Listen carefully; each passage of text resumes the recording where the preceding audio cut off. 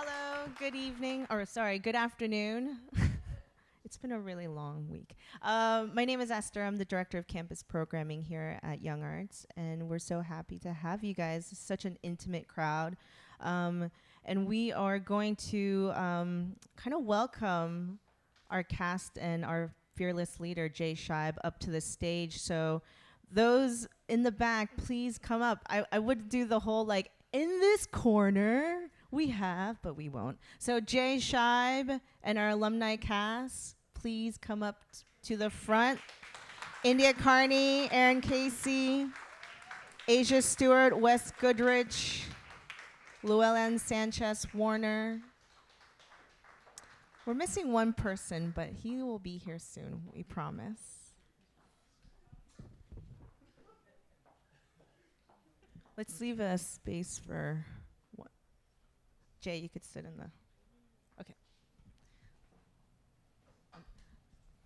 Just giving you the mic. So, we're just missing one person, but he's on his way, D'Angelo Lacey. We have another microphone, yeah? Okay.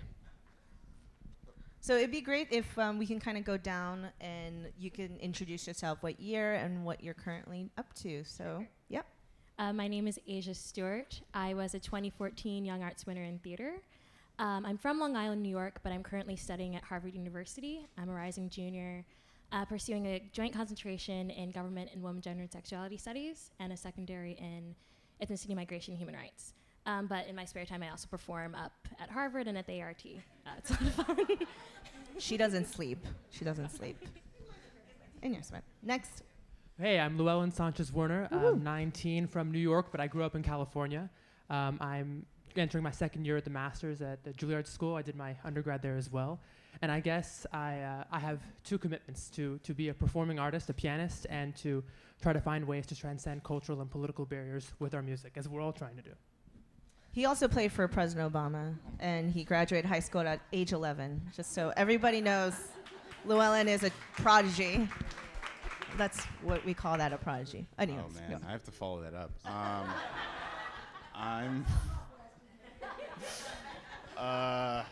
I'm Wesley. I graduated high school when I was 17. No, I am a 2015 Young Arts finalist in theater. I just finished my first year at Pace University, and I'm majoring in directing and political science, and I don't have any spare time because I'm in school, so.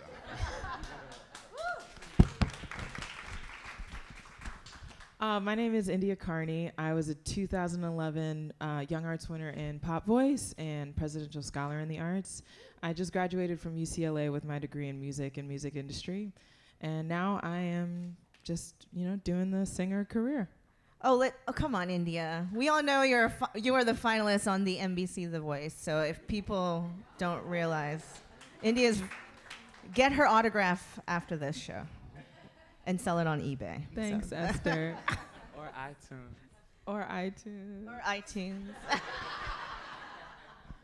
I am Aaron Casey. I am a 2011 winner in classical voice. I do this every time.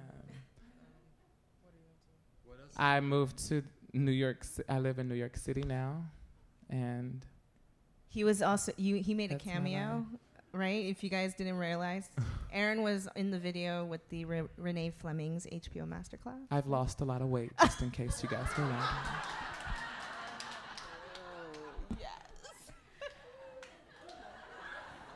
Now, Jay, now you got to follow up with.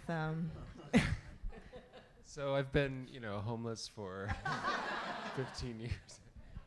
I don't even know what to say. I've been I direct plays, operas, the occasional ballet, and also teach at MIT.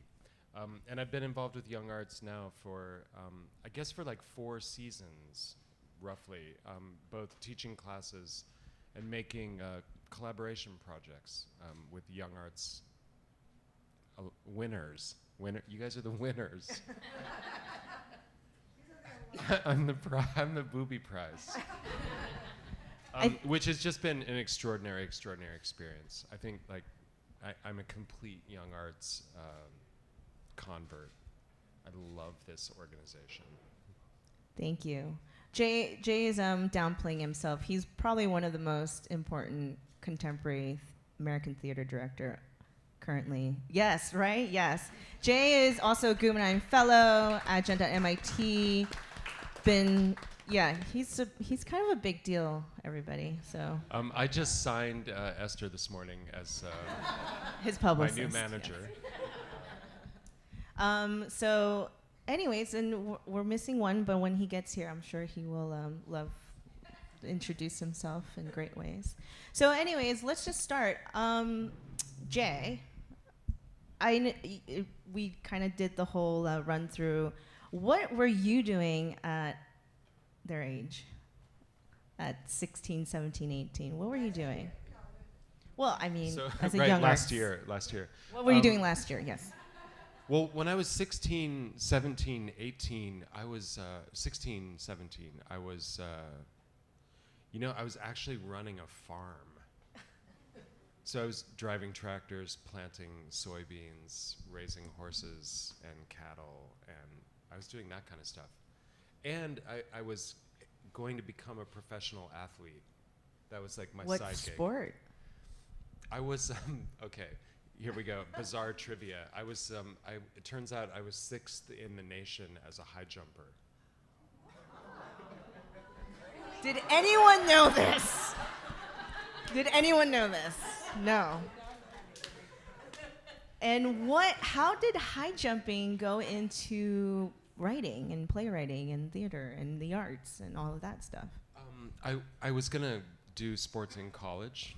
That was like how I was gonna get off the farm, like sports, basketball and track, and and I was like, oh, professional sports.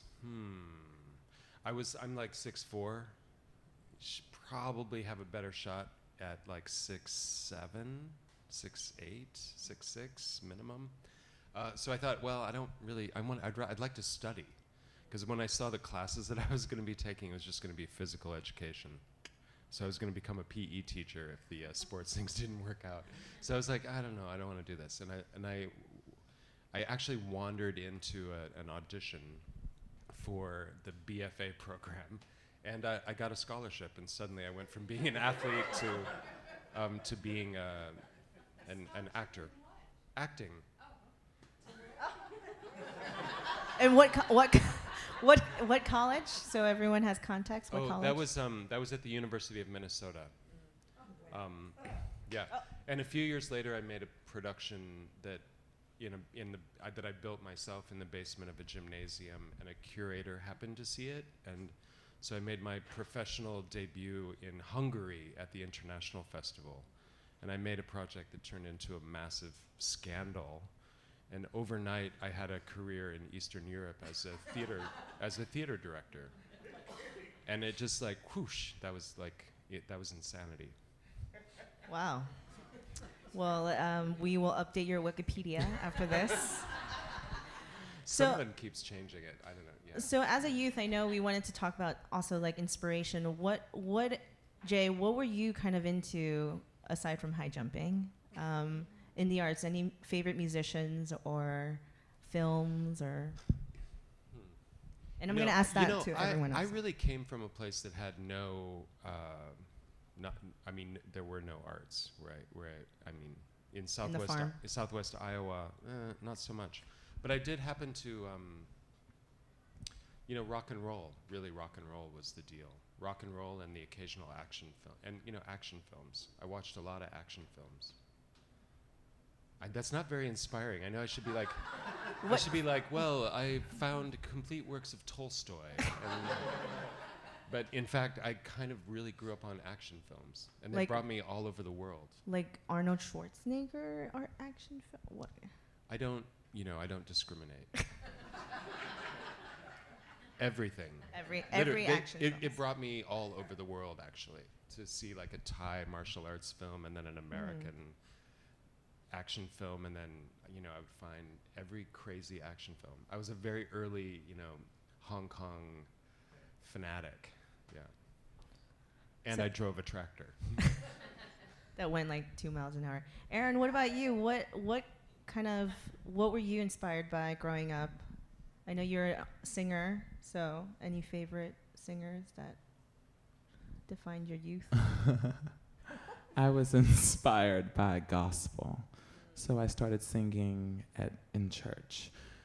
And then in elementary school, there was a choir, and I joined because of my mother. Everyone welcome the wonderful D'Angelo Lacey. Escamillo. Get up, D'Angelo. Fashionably late. Hello, guys. Sorry I'm late. Hi, Jay. Great show last night. How do you feel about it? Has no one asked Okay. I'm your D'Angelo job Lacey. Actually, I played Escamillo last So night. everybody, this is D'Angelo Lacey. What year? Please, now that you have the mic. 2005 theater winner. Yeah. We're very excited for him to be here.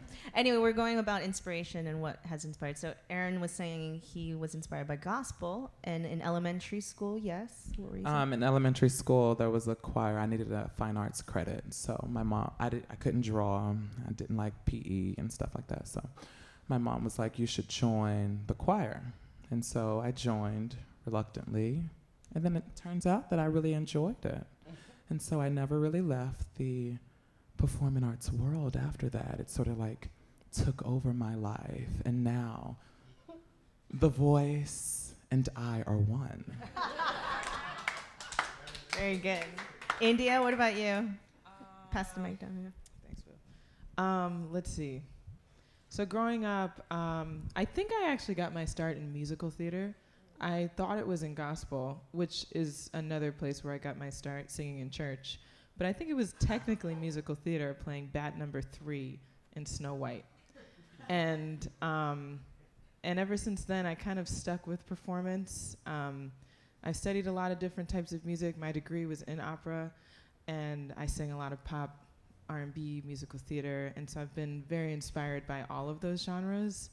Artist-wise, Audra McDonald is a favorite of mine. Michael Jackson is really just my everything. Adele, Coldplay, Sam Smith, basically anyone that really just like keeps me engaged and catches my attention. Whitney Houston, generally singers, people who can sing. Amen. That's usually what I gravitate towards because it's something I can learn from. Wes, what about you? So is it how I got my start and then No, people inspire me? inspirations Inspirations. growing up. I'm sorry. So I know, long night.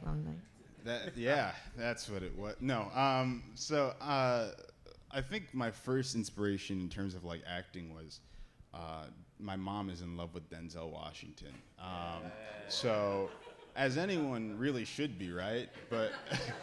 But so his movies were always playing in the house. So I remember like watching stuff like Malcolm X and like, you know, not Training Day because I was too young, but like stuff like Inside Man and, you know, and all that stuff, and really kind of looking at it and being like, damn, I kind of want to do that, you know, and I still watch his movies all the time to kind of get inspiration.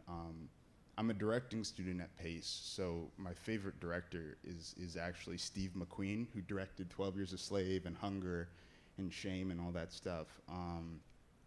I really just kind of like how he's willing to just let the actors act. There's a bit in one of his movies where he just leaves the camera where it is for about 20 minutes and just lets the actors talk. And I thought that was really cool and kind of risky to do. So he's a director that I really appreciate and inspires me. Cool. Nice. Llewellyn? Let me think.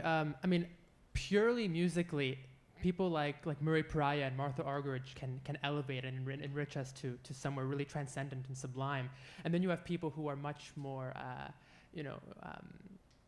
full of vibrant electric energy, like Martha Argerich, people who really inspire me in that way. But aside from the music, there are also people who I feel have gone through great lengths off of the stage to really make a difference in society. I think of the conductor Daniel Barenboim and how he created an orchestra for Israelis and Palestinians to collaborate on the same stage. I think of Bernstein playing Beethoven 9 with its universal message of brotherhood on both sides of the Berlin Wall before it came down. And I like to, well, no, and I feel like we can be inspired in that way, separately from just our craft on stage, doing something for art's sake, which in itself, of course, is wonderful enough. But are you going to run for president? Well, hey, can one of us run for president so it's not, Donald? Because I'll vote for you. I'd vote for you. Yeah. Oh. How about Jay for president? Yeah, That's what I want to see. Asia? So growing up, my mom always played jazz. So from a very young age, I fell in love with voices of Ella Fitzgerald and Billie Holiday. And from jazz, I sort of transitioned into musical theater and opera and fell in love with the works of Puccini. And there's so much emotion that I feel like can be expressed through the voice and through music and through song. And it's one of my passions, and I just fell in love and have been in love ever since. D'Angelo, inspirations growing up? Inspirations. Acting inspirations. Whoopi Goldberg is one of my favorite actresses. She, as far as like charisma and delivery and timing, that's someone I really paid attention to. So as far as acting, I think that's kind of why I started and wanted to kind of pursue that. I did musical theater. I did theater middle school, high school, and then went on to do musical theater in college. And then after college, I think as far as music, I started in the church as well. And I think the inspiration that I got eventually once I got into secular music was more people that had courage, like real performers, Prince, David Bowie, Sylvester James. I really love Billie Holiday as well. Aretha Franklin. Who else? There's so many. Yeah. So going back to Jay, now it makes so much sense that you're really into action films growing up, because your theater work is quite beyond the traditional kind of black box proscenium theater setting. It's a lot of action. I don't know, for those that were here, let's give a big shout out to Josh over there. Josh, wave your hand. And Jane, both are action-packed. Jane, our awesome production stage manager. But Josh almost died maybe 3 times last night, moving the camera through the crowd as they were following the actors. What brought that kind of method into your work? This kind of live scoring, live filming theater? I mean, in a way, everything has been about a pursuit. The pursuit is to make a work engaging, and not just like sugarcoating something, not just like putting a lot of frosting on something so that everyone wants to eat it, but rather to provide such engagement that you can take the content in and actually think through the whole sentence, right? So for me, a lot of what it comes down to is finding ways to see a work differently, make it vibrate at a different rate, make it sort of, betray its secrets somehow. Because all of these great masterpieces, all of these great classics have problems. Like Carmen is a disaster of a story. And in order to get at it and put it under enough pressure that it transforms, sometimes that requires 4 or 5 cameras, a couple of screens, explosives, like stuff. Yeah. And on the other side, for performers, I'm such a huge believer in physical intelligence, which I'm sure has a lot to do with my background in sports. And had there been a ballet company where I'm from, I'm sure I just would have been whoop, home. But yeah, physical intelligence is just kind of beyond, it is the beyond, so that I really love a physical engagement in performance, as these guys can probably attest. Yeah, I mean, can any of the cast kind of talk about working with Jay? This is wait, first time working with Jay. No? Oh, okay. I know you worked second time. So, but how was it like with this whole physicality? I mean, do you feel like that is another added element to what you do as an artist, or you just want to sing? Just leave me alone. I just want to sing. Oh, yeah. Well, feel free to. For me, it was a match made in heaven. I am a singing actor, all of both. So when Jay and I were collaborating on this project, it actually was everything to me. Like, Jay is so brilliant in his thinking, and I am a very dramatic being, as you can tell. So when he brought like his whole action mindset to this operatic literature, like, I was mind blown. Like, I was taken away, and I just felt like I had to be a part of this experience. Like, it was so fun, and the cameras following us around was just an added element. I mean, I feel like there are cameras following me every time I walk down the street, but I just loved working with Jay, and I just can't like say that enough. Wes? So. Does cameras follow you around, Wes? No. But I was gonna say, this is my second time working with Jay. I worked with Jay last year in YoungArts New York. And one thing I really like about working with Jay is that he never spoon feeds you anything. Like, he never micromanages what you're doing. Sometimes you'll work with the director and they'll kind of be like, okay, now you're gonna breathe now. And you're gonna walk over here 2 steps to the side, and Jay never does that. He kind of just lets you make your own choices, and if it messes up, then you gotta fix it. So I really love working with Jay in that respect. And also, you know, when I found out I was working with Jay for the first time, I found out we were doing something with Peter Pan, and I thought it was gonna be this traditional, you know, you get a script, you open it, you memorize it, and it was nothing like that. But it was great because it kind of keeps you on your toes. You never know what you're gonna be expecting. So it's always a unique experience working with him. For me, it was also my second time working with Jay. And I think what's incredible about approaching an opera is that often opera is performed in a very traditional mode to a very traditional script.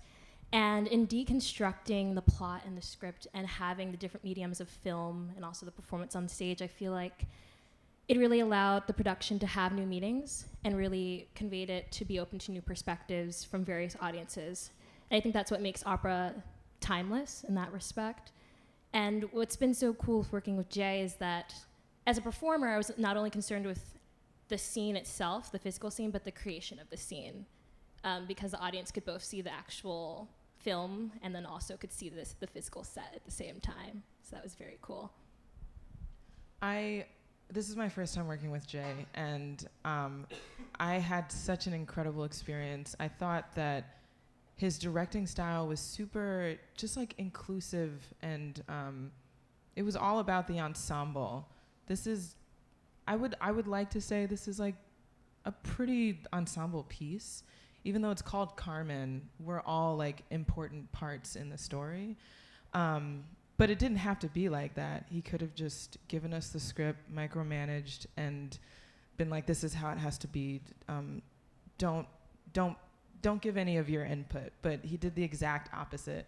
And I thought that was really, really helpful. I thought it gave a whole new meaning to opera and to Carmen. He kind of like showed Carmen in a different light, although she's still a hot mess. It's still Carmen, but it's a lot different than I was taught in college when I studied Carmen. In terms of the physical element, Jay always made sure that we were safe. But as an actress, you have to be so in it, and you have to be so vulnerable and ready for anything. Thankful to have been working with Aaron, and very thankful for the cardio workout that we got every time. Show them your bruises. Yeah, my legs are completely bruised, but I'm I used to play tennis, so I like being an athlete.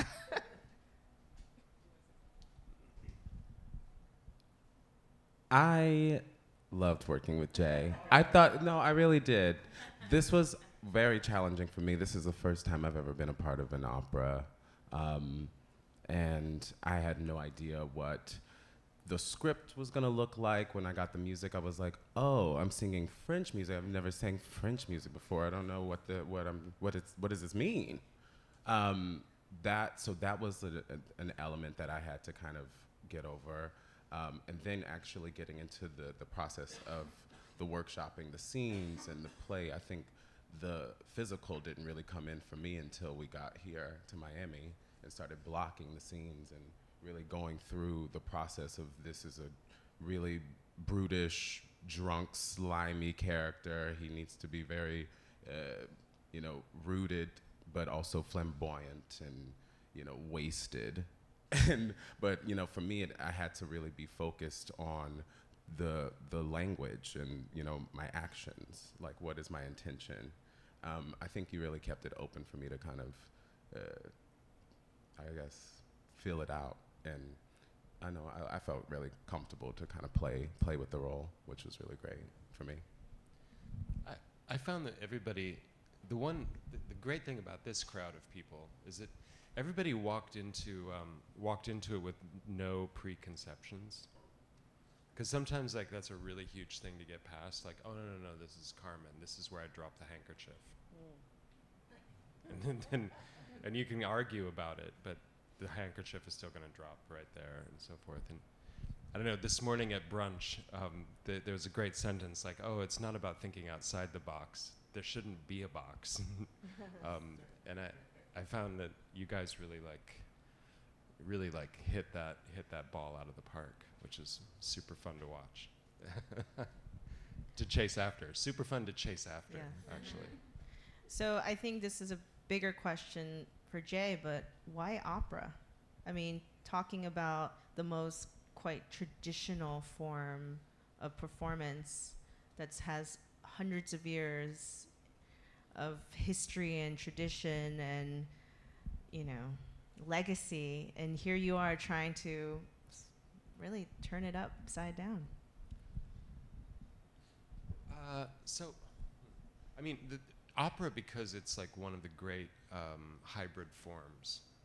There's it has a great tradition on the visual front. A lot of great visual innovations took place because of opera. Things like stage lighting, scenic technologies, performance techniques. So I fell in love with opera. I mean, again, not to keep harping on athletics, but opera singers are these stunning athletes. It's insane what they do all day long, So that's a big part of it. The other reason for me is that the stories are so flexible. They're like gigantic open fields. So, Carmen could be about this, or it could be about that, or maybe you could focus it like this or like that. And they're almost always super intense, which is fun. This is a story about a guy who this is a story about a guy who, bullfighter who, and you can just kind of choose the one and go, okay, let's follow this problem. And, so we end up with Don Jose, who is gonna get married and then doesn't and follows this girl, and it destroys his career completely. And then she's like, I'm bored with you. And then he loses his mind and actually kills her. Awesome. That's crazy. Yeah, and you can still read an opera like it was written this morning, and find something in it that hasn't necessarily been exposed. So its tradition is actually a great reason to enter it, because it's become kind of fossilized. But actually, it doesn't take much to shatter the fossils. Not much, just a little bit of attention. And then the thing reopens itself and reveals a completely different universe. Okay, that was a lot of text. Does anyone chime in on opera and how you guys, Asia, you studied opera, and I'm sure this is not your mama's opera, yeah? That's a Jay quote, by the way, not your mama's opera. I mean, one of the reasons I love opera is that there's always this hyper expression of emotion, like within that's captured within a recit or within an aria, and you see the extremes of human emotion and human fear and human love and hatred and passion and tragedy, and I think just exploring that and being able to express that with the voices is always an adventure. Yeah, I think opera is just so beautiful, and I am very thankful to have studied it during college, because now I actually understand it.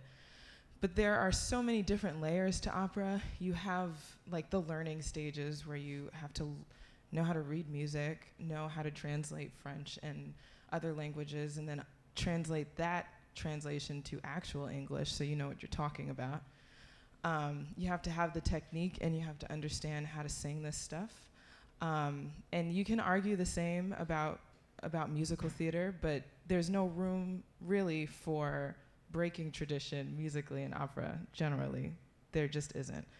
But there's a beauty in that, because you really have to be precise, and you have to understand and appreciate what these composers wrote hundreds of years ago, and then interpret that to today and how you sing it.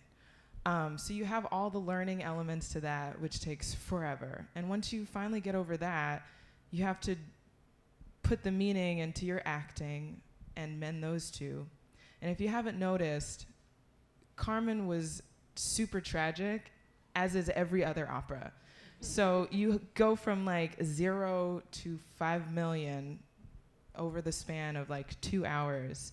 So basically, hopefully, something I said makes sense, and you understood all of the different layers that opera has to it, and everything that one singer has to accomplish during however long you have to put this opera together. We had like 9 days to put this opera together. Work in progress. Okay. Ooh, yes. Really, I don't know. Round of There's just so applause. much beauty in it, and like Jay said, so much that you can interpret and learn from it, even after you've already done it already.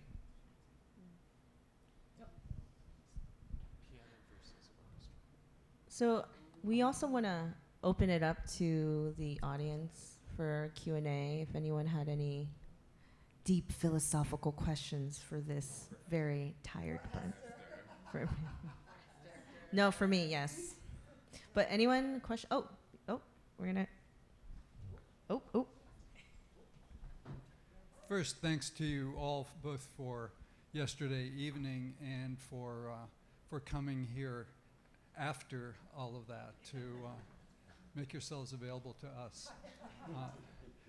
For Jay, could you speak about the initial stages of your relationship to Young Arts in terms of developing this production, and how you adapted it specifically for these young actors, how you auditioned them and brought in the many Miami references?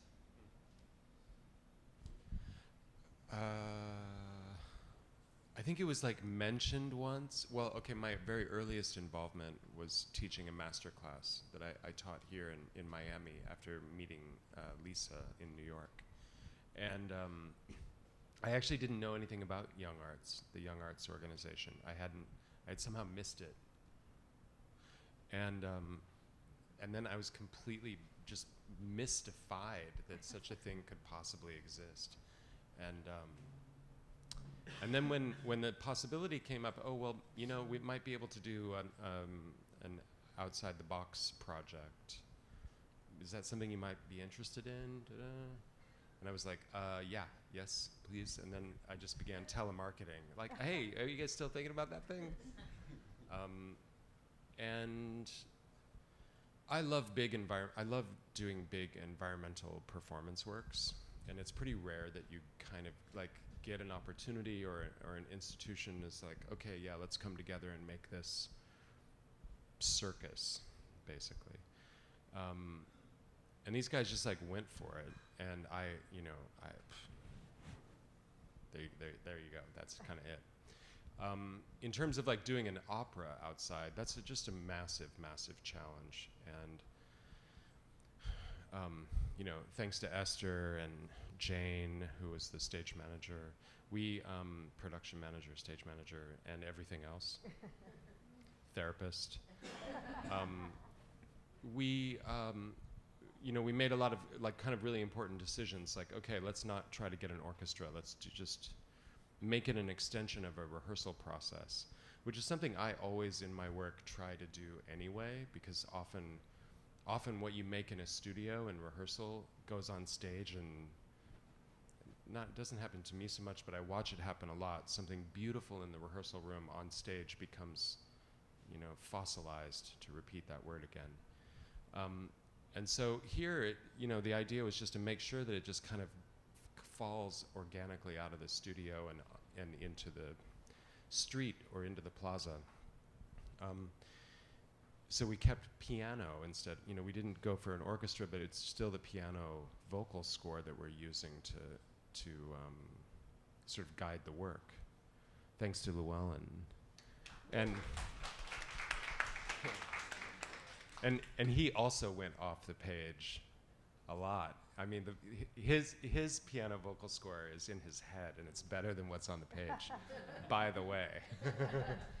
Great improvements on a classic. For real.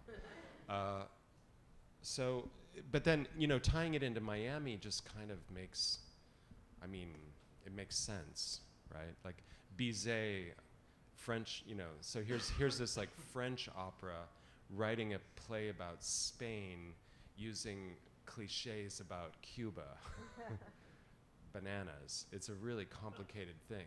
And so then we drop that here into Miami, which has a lot of those relationships already in play. And, we had a lot of really grand ideas, and we got about 80% of them, which is also shocking. And it didn't rain. Yes. Yeah, big applause for that. No rain. Which was a huge piece of like logistical nightmare, because cameras and rain. How do you reconcile a classic with place? Or do you even think about it? Like, does it matter that it's happening in Miami versus Philadelphia? Or I think it matters, but I'm curious what you guys.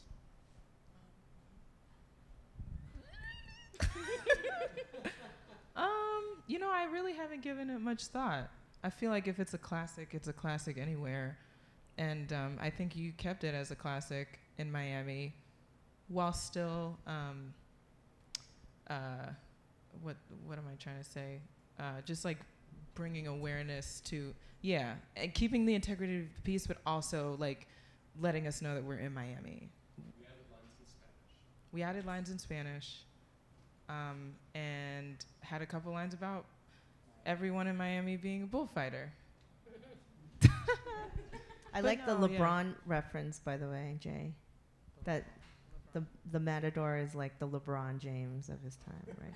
Even though he's no longer in Miami, but anyway. When I was giving notes, I was like, look, like it's not just like he shows up and his newfound love is like dating, like, I don't know, a line cook or like somebody else from the restaurant. She's dating like the LeBron James of bullfighting, like this, like she's dating a star. So that's also part of that was my motivation for the final scene. Yeah. So we're still discussing. We're still like building. And if I could add something for a second, I would say I really, really love the idea of changing the setting, actually. But I think that it requires somebody with the vision that you have to make it work, to make it both accessible but also meaningful and poignant. I think of Peter Sellers. He's a director who did a lot of work with John Adams, but also retelling Mozart operas. So Don Giovanni is having his last meal in the Bronx, and it's a Big Mac. We're changing Mozart operas to make them relevant in the 21st century. And it does allow them to convey a very universal message to a much wider audience. And as I said, somebody with your, terrific vision is required to make that happen. So I love it. Agreed. This is a love-in, by the way, and it has been all week. Well, nobody does this stuff alone, and it's an interesting thing, to make sure that, I don't know, I'm not crazy about my idea. It's always the ideas in the room belong to the room, and yeah. So I'm deflecting that credit back on y'all. So we have a here. I'm gonna give you. Hi. Unfortunately, I couldn't see it last night, but a couple of things. I have two questions. One, how was it doing it in 9 days, and is that typical for what you do with other, let's say, opera companies? And the second question is about, you said Carmen is a disaster, and then you also said generally you can take an opera and it's a wide open field and you can do anything with it. So I wondered how the writing worked with the whole performance. Okay, so like an opera like by Wagner, for example. Some of those Wagner operas, it's like a 3-hour opera and the libretto is like 4 pages. And the same line is being repeated 80 times. Which, if I sat before you to tell and performed the libretto and I kept repeating the same sentence again and again and again, it could seem like it was written by Samuel Beckett, or it could seem like it could seem like some very unusual conceptual contemporary artwork in a way, or gibberish. So the interesting problem for me, and what I really love about it, opera generally, completely, is that there's a lot of information in the music, and especially Wagner operas. We don't even know who wrote the libretto, right? Like, who wrote the libretto of this opera? Who knows? But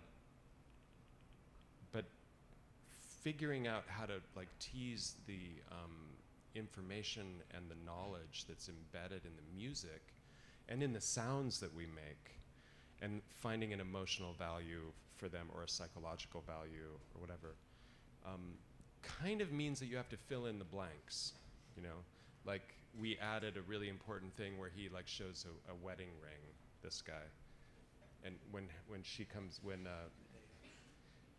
to visit, and Jose's like, oh gosh, he's got a wedding ring suddenly. It's not in the libretto.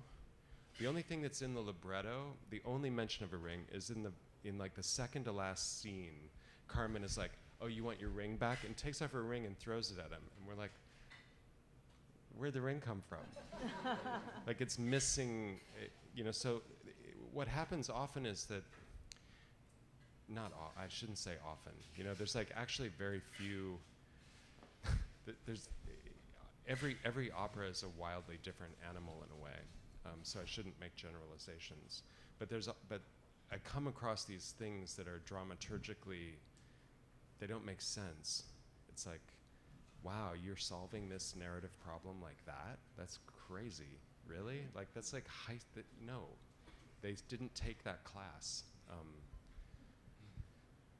So, and then tradition changes things too. So that's kind of what makes it that's why I said disaster, because there are things in it that just simply make no sense at all. How time works is completely bananas as well. Like, oh, he goes to prison, then he comes back 6 months later, but it's like 5 bars of music, So it's like a train of water. Everyone's really thirsty.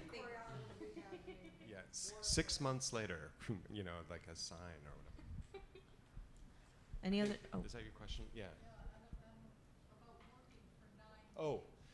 So it's so different in different places. We really were like just going to say, oh, let's like crank this up and get as far as we can go in the time that we had to like get all of these superstars in the same room is also a logistical challenge, They're all like, D'Angelo's like, oh, this is perfect because I'm going to be on my way to Switzerland, and So really, we just sort of had 9 days, and we thought, okay, let's see what we can do, and we sort of went unreasonably far.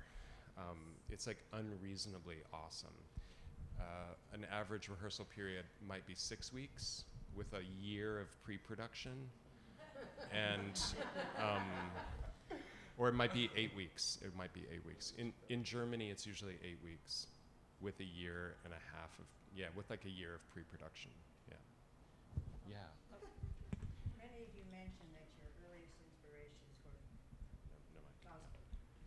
If you look back in American history of songwriters and musicians of all kinds, vocalists, an enormous percentage began with church and gospel.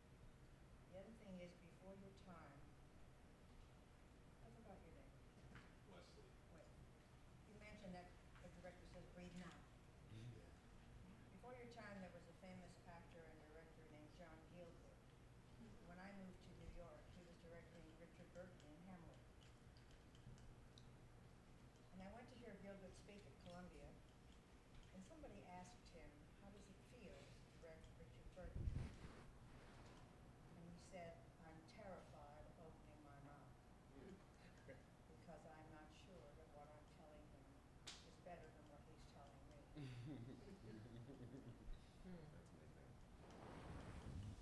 That's how I felt throughout the show. Every minute, I promise. Especially with Jay, I feel like his temperament is so monotone and like it glides until it's time to work, you know? Until it's action time, then you have to get into high gear and you have to keep up. And if you don't know your lines, you need to say the lines how it's written. And I respect that. I respect saying someone's words the way they're written because I write music. And if I handed my music to someone, I would want them to sing it how I wrote it.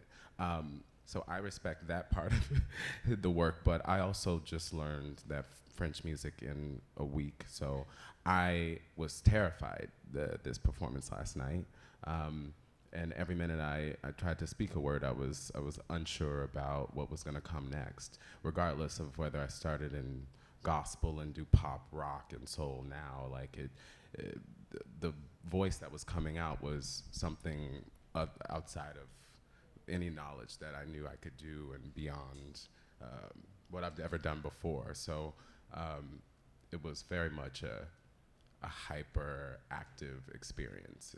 It kind of rolled very quickly, and it came together very nicely, I think. Yeah, like going off of that, I was terrified, like through this entire process, which is probably why I make so many. Yeah. So that's probably why I make so many bad jokes, because that's what I do when I'm nervous, and I've just been nervous this entire. But I really was really scared because Jay is so open with the choices, so I would go to him and say, hey, I want to try it this way, and he'd be like, okay, which is bad because now I'm like, oh man, if this crashes and burns, it's on me now, like. And it was a lot of work by myself. I felt like it was a lot of work that was kind of like I can't go and be like, Jay, here's the script, show me what to do. Like I kind of had to work it out on my own, which is really good and it's a great experience. But it was terrifying because kind of the whole thing kind of, you know, sunk or sailed based on, you know, my interactions with these guys and if I knew my lines or not, or if I'd made the right choices, or, you know, so it was very, very scary. Yeah, like life. Yeah, I wasn't afraid at all, but. Daddy. How do you feel about Daddy? I don't know.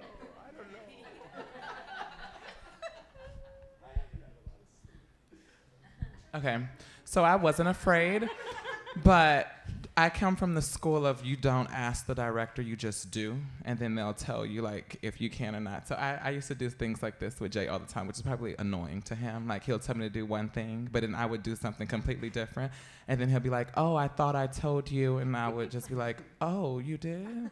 And so like I just wanted to see if it was gonna work or not. And he like told like if he had a vision, like a point, like no, it doesn't work. Like I want you to do what I told you to do.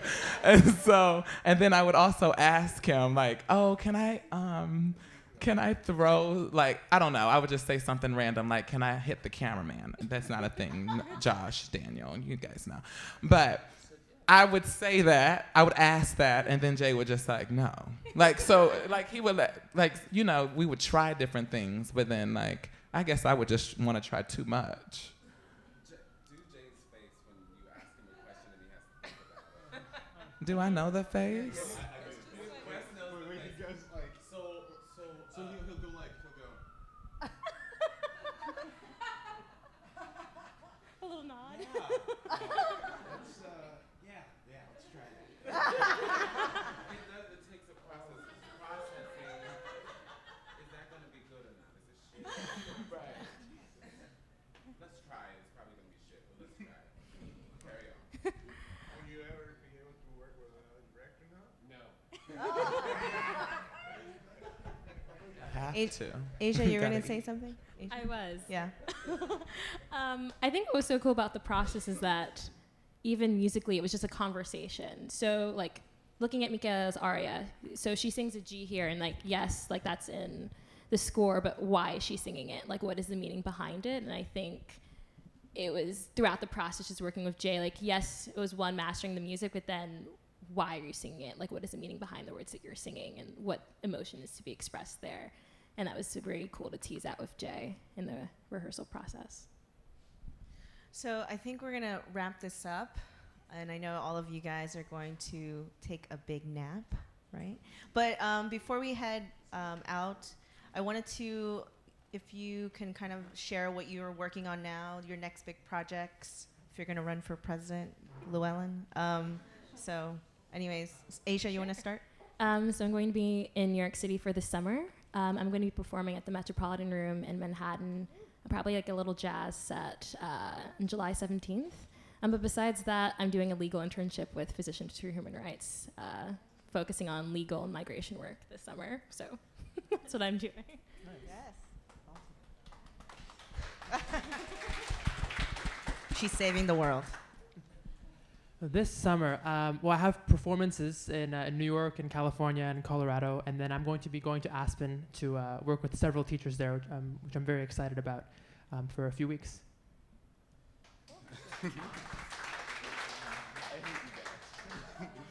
I'm interning at Axis Theater in Lower Manhattan,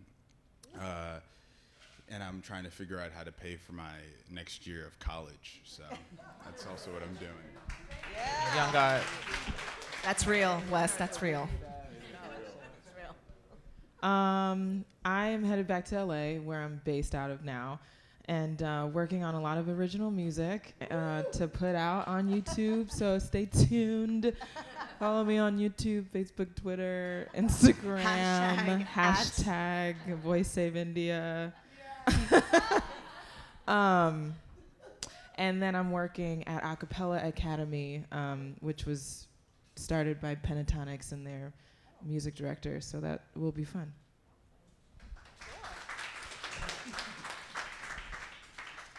So I haven't seen family in like 2 years. So the first thing I'm gonna do is spend some quality time with some loved ones, other than my friends.